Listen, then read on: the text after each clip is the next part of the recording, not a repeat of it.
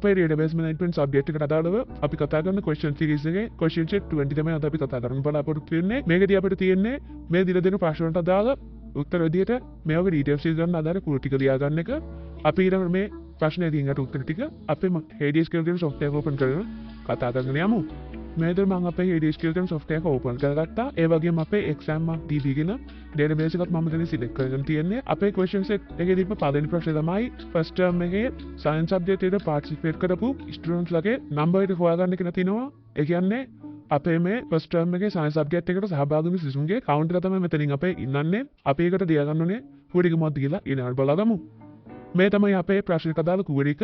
මේකදී අපි ඉස්සෙල්ලාම select කියන keyword එකට පස්සේ සාමාන්‍යයෙන් අපි column name එකක් තමයි දෙන්නේ. නමුත් මෙතනින් අපි count කියන function එක පාවිච්චි කරන්න තියෙනවා. මේ count කියන function එක සිද්ධ වෙන්නේ අපි මෙතන මේක ඇතුළේ දෙන parameter එකේ දෙන column එකට අදාළ rows ගන්න count කරන එක. මෙතනින් අපි තියලා තියෙන්නේ student exam mark record කියන එකේ student index number එක. ඒ විදිහට අපි count කරන්න ඕනේ column එක මෙතනින් කියලා තියෙනවා. ඊට පස්සේ අපි මෙතනින් අපේ student exam mark record කියන table එක දීලා තියෙනවා. මොකද ඒකෙන් තමයි අපි data ටික select කරගන්නේ. ඒ table එක විතර දීලා මදි අපිට exam term සහ subject කියන tables දෙකත් මෙතනින් ඕන වෙනවා. ඒක නිසා අපි මේ tables දෙකත් inner join සිද්ධ මෙතනින් join කරන්න තියෙනවා. ඊළඟට අපේ ඒ tables දෙක join කරලා දැම්මට පස්සේ අපි මෙතනින් අපේ condition එක දීලා තිනවා. අපිට කියලා තිබ්බේ first term එකේ science subject එක. ඒක නිසා subject table එක පාවිච්චි කරලා අපේ subject එකත් exam term table එක පාවිච්චි කරලා අපේ exam term එකත් අපි මෙතනින් specify කරලා තියෙනවා. ඒ වගේම මේ condition දෙක අපි මෙතනින් and operator එකක් පාවිච්චි කරලා join කරලා තියෙනවා. මේ විදිහට තමයි අපි මේ query එක අපි හදාගන්නේ. ඊළඟට අපි මේක run කරලා බලමු අපිට details එක හම්බ වෙනවද කියලා. මේ විදිහට run කරගත්තාම ඔයගොල්ලෝ බලා ගන්න පුළුවන් අපේ student file count එක මෙතනින් හම්බ වෙනවා. ඊළඟට අපි බලමු අපේ දෙවෙනි ප්‍රශ්නේ මොකක්ද තියෙන්නේ කියලා.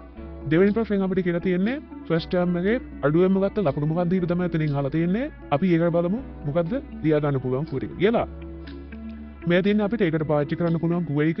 මේකදී අපි select කියන keyword එකට පස්සේ min කියන function එක පාවිච්චි කරලා තිනවා. මේකදී සිද්ධ කරන්නේ අපි select කරන්න යන පරාසයකට තියෙන minimum මගේ මෙතනින් අපිට අරගෙන දෙනවා.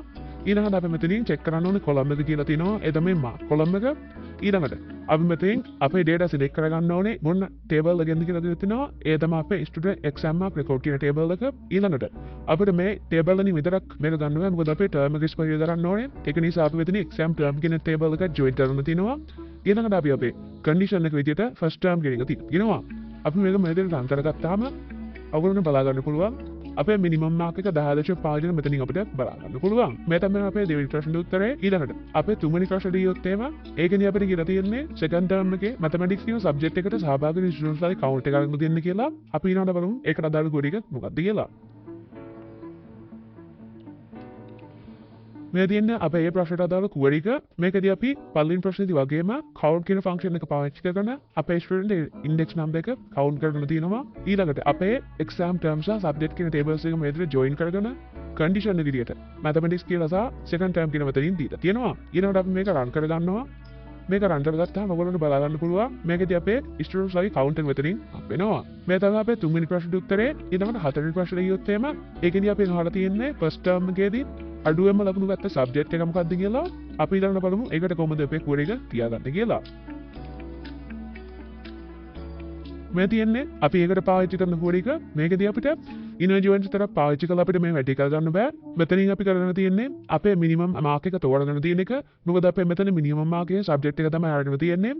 ඒ mark එකේ minimum එක අරගෙන අපේ exam term subject කියන tables join කරලා අපි මෙතනින් first term කියන condition එක දීලා මෙතනින් අපේ minimum mark එක අරගෙන තියෙනවා. ඒ minimum mark එක ගත්තට පස්සේ අපි මේක join query එකක් විදිහට පාවිච්චි කරගෙන අපේ student exam mark record table එකෙන් subject id ගන්න තියෙනවා. මෙතනින් inner join එකක් විදිහට පාවිච්චි කරගෙන ඒ විදිහට අපේ subject id ගත්තට පස්සේ අපි මේ subject id එක පාවිච්චි කළා. අපේ subject table එකේ අපේ මේ subject name එක මෙතනින් අරගෙන තියෙනවා. මේ විදිහට තමයි අපේ අඩුම ලකුණු ගත්ත subject එක අපි මෙතනින් අරගෙන තියෙන්නේ. අපි මේක run කරගෙන බලමු. මේක run කරගපුවාම අපේ අඩුම මාර්ක් එක අරගෙන තියෙන subject එක අපිට මෙතනින් හම්බ වෙනවා. මේක තමයි අපි හතරවෙනි ප්‍රශ්න උත්තරය අපි හදාගෙන තියෙන්නේ. ඊළඟ පස්වෙනි ප්‍රශ්නෙට අපි යොත් එහෙම ඒකෙදී අපිට අහලා තියෙන first term එකේ හැම subject එකකම අඩුම ලකුණු ගත්ත student ගේ name එක මොකක්ද කියලා අපි ඊළඟට බලමු. ඒකට query එක කොහොමද අපි ලියාගන්නේ කියලා.